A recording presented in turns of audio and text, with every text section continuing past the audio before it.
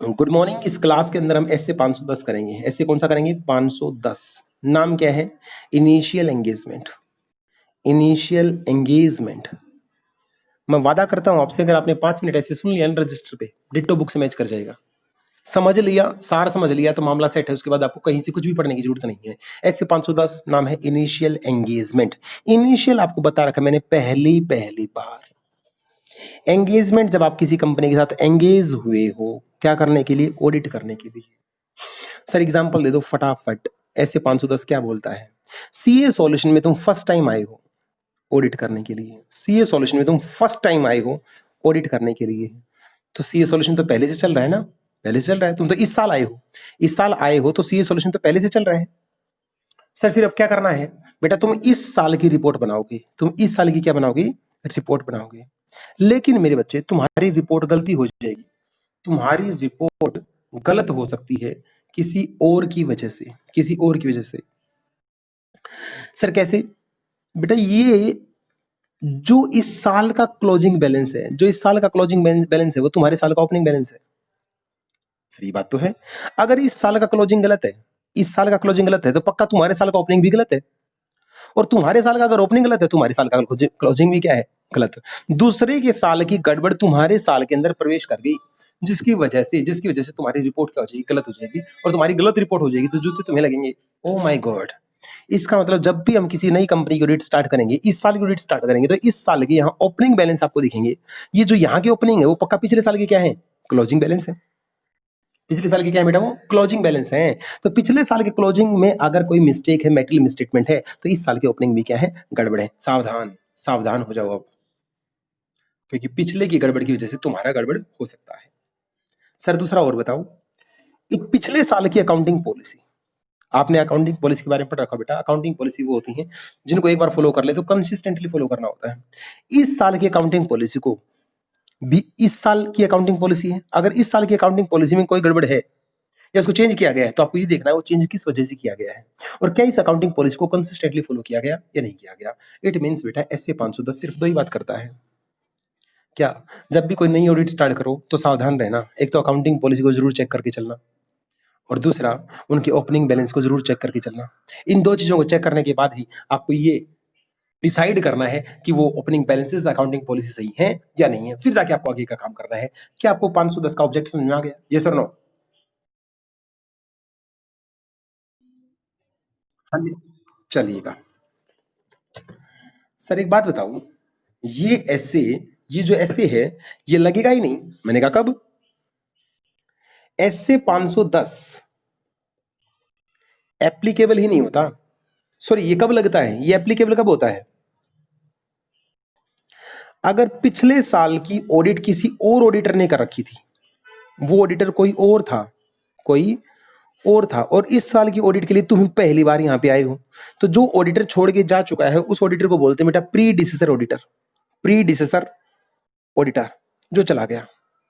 तो अब तुम पहली बार आए हो तो इसके ऊपर तुम विश्वास नहीं कर सकते। यहाँ के क्लोजिंग बैलेंस तुम्हारे साल की ओपनिंग है तो हो सकता है वो गलत हो, या तुम इस साल की ऑडिट करने आए हो, पिछले साल के अकाउंट्स ऑडिट ही नहीं थे, ऑडिट ही नहीं थे, तो भी भरोसा नहीं कर सकते बेटा। या तो ऑडिट थे, किसी और ने कर रखे थे, किसी और ने कर रखे थे, या ऑडिट ही नहीं थे। इन दोनों केस में विश्वास नहीं किया जा सकता। ऐसे 510 एप्लीकेबल हो जाता है। लेकिन अब मैं केस बताऊंगा वहां पे ऐसे 510 नहीं लग सकता। कब? पिछले साल की ऑडिट भी तुमने करी और इस साल की ऑडिट भी तुम कर रहे हो। पिछले साल की ऑडिट भी तुमने ही कर रखी है और इस साल की ऑडिट भी तुम ही कर रहे हो, तो ऐसे 510 लगेगा ही नहीं। बताओ क्यों? आप बताओ क्यों?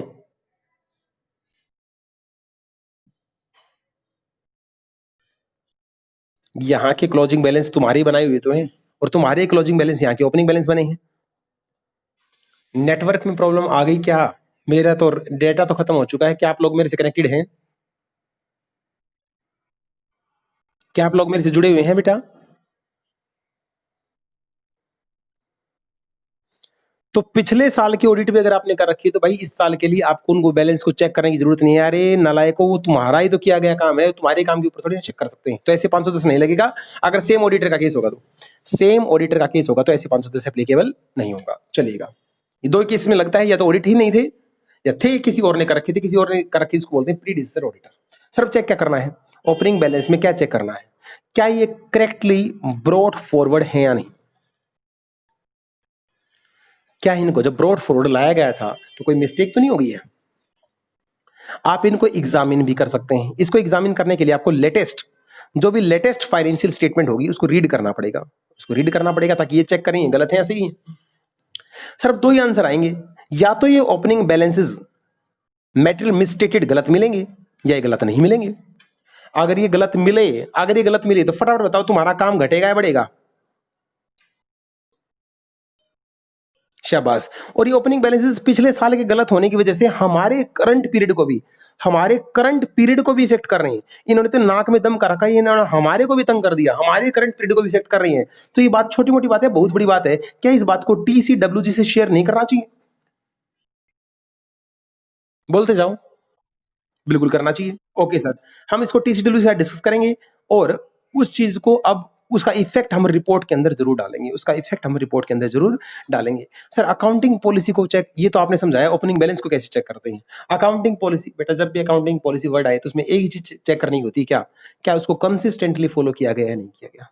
इनके अगर कंसिस्टेंटली फॉलो नहीं किया तो इनकेस चेंज अगर किया है तो चेंज के रीजन को प्रॉपर्ली डिस्क्लोज किया है या नहीं किया है। ऐसे ओवर, ये ऐसे था बेटा 510। सर मैच करवाओगे? बिल्कुल मैच करो।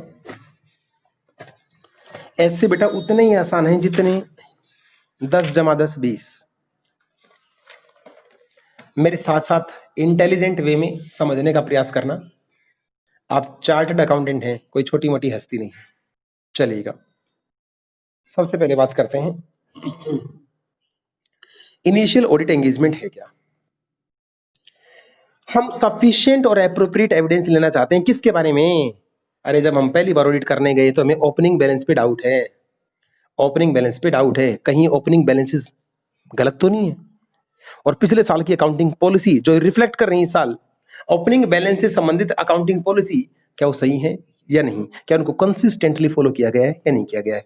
मैं क्या रोया था, इस ऐसे में दो ही चीज चेक करते हैं, एक तो ओपनिंग बैलेंसेस, एक अकाउंटिंग पॉलिसी। यहां तक की बात समझ में आ गई? यस और नो? मीनिंग, टर्म का मीनिंग देखो। इनिशियल का मतलब क्या होता है, जब फर्स्ट टाइम ऑडिट करने जाते हैं या तो पुराने अकाउंट ऑडिट ही ना हो या कर रखे हो तो किसी और ऑडिटर ने कर रखे हो। क्या आपको प्री डिसीजर ऑडिटर का मतलब पता है? हाँ जी। अब ओपनिंग बैलेंस का मतलब बता रहे, देखो रे क्या हद हो गई है। ओपनिंग बैलेंस क्या होता है, देखो बुक वाले ने क्या बताया, ये वो बैलेंस होते हैं जो साल के ओपनिंग में एग्जिस्ट करते हैं। ये वो बैलेंसेस होते हैं जो पिछले साल के क्लोजिंग होते हैं, वही साल के ओपनिंग बन जाते हैं। अरे सभी को पता है ओपनिंग बैलेंसेस क्या होता है। प्री डिसीजर ऑडिटर वो होता है जो मैं नहीं होता, कोई डिफरेंट ऑडिट फर्म होती है जो पिछले साल ऑडिट करके जा चुकी होती है। इन तीनों टर्म्स का मतलब मैं ऑलरेडी रजिस्टर पे कंप्लीट कर चुका हूं। जी सर कर चुके हूं। सर हम ओपनिंग बैलेंसेस को चेक कैसे करेंगे? ऑडिट प्रोसीजर 4 मार्क्स का आ सकता है। Write down the audit procedure in respect of opening balances, 4 marks. 4 point बताने बेटा, सिर्फ, ज्यादा नहीं, सिर्फ 4 पॉइंट आपको बताने। आपको क्या करना है, सबसे पहले हम रिसेंट फाइनेंशियल स्टेटमेंट को रीड करेंगे। वर्ड है रीड करना, रिसेंट फाइनेंशियल स्टेटमेंट को हम रीड करेंगे। दूसरा, द ऑडिटर शैल ऑब्टेन, हम सफिशिएंट और एप्रोप्रिएट ऑडिट एविडेंसेस गैदर करेंगे। क्या ओपनिंग बैलेंसेस में कोई गड़बड़ तो नहीं है, क्या वो मेरे पीरियड को इफेक्ट तो नहीं कर रहे। सर इसके लिए आप क्या चेक करोगे? फर्स्ट पॉइंट, क्या वो करेक्टली ब्रॉट फॉरवर्ड है या नहीं। मैंने रजिस्टर पे बताया था, क्या वो करेक्टली ब्रॉट फॉरवर्ड है या नहीं। सर और क्या हम क्या करेंगे, क्या ओपनिंग बैलेंसेस के लिए जो अकाउंटिंग पॉलिसी फॉलो की गई थी, क्या वो अकाउंटिंग पॉलिसी एप्रोप्रिएट है या नहीं। उनको चेक करने के लिए हम ये कर सकते हैं। ये अंदर का मैटर आपको याद नहीं करना। अब ये प्रोसीजर लगाने के बाद मुझे क्या पता लगा, या तो ये ओपनिंग बैलेंसेस मेटेरियल मिसस्टेटेड हैं और मेरे करंट पीरियड को भी इफेक्ट कर रहे हैं या नहीं कर रहे होंगे। अगर कर रहे हैं तो ये छोटी मोटी बात नहीं, बहुत बड़ी बात है। इस बात को मैं TCWG से शेयर भी करूंगा और अपनी रिपोर्ट के अंदर डिस्क्लोज भी करूंगा। सर ये बात भी आपने बताई थी। ये तो हो गया ओपनिंग बैलेंस चेक। अब अकाउंटिंग पॉलिसी कैसे चेक करोगे? Accounting policy, audit procedure in respect of accounting policy. Accounting policy के लिए आपको क्या चेक करना है, क्या वो अकाउंटिंग पॉलिसी कंसिस्टेंटली फॉलो की गई। इन केस ऑफ चेंज, अगर उनमें कोई चेंज किया गया है, क्या उस चेंज को प्रॉपर डिस्क्लोज किया गया, नहीं किया गया। एक एक वर्ड वही है जो रजिस्टर पे लिख रखा है। अब लास्ट में क्या करनी है, उनकी रिपोर्टिंग करनी है। लास्ट में क्या करनी है? रिपोर्टिंग। या तो आप वहां पे ये सारी चीजें गैदर कर पाए, आपको काम करने दिया गया या नहीं दिया गया। अगर काम करने नहीं दिया गया तो आपको पता, जब काम नहीं करने देते तो क्वालिफाइड है, डिस्क्लेमर। दूसरा, अगर वहां पे काम किया और वहां पे गड़बड़ निकली, ये गड़बड़ या तो छोटी मोटी हो गया बहुत बड़ी होगी, छोटी मोटी गड़बड़ है तो क्वालिफाइड और बड़ी गड़बड़ है तो एडवर्स। एक लाइन बताओ जो आपको समझ में नहीं आई होगी। क्या मैं ऐसे 510 करा चुका बेटे? हाँ जी, बहुत बढ़िया। हम नेक्स्ट ऐसे करेंगे बेटा ऐसे 501। इस रिकॉर्डिंग को कर देता हूं मैं ऑफ।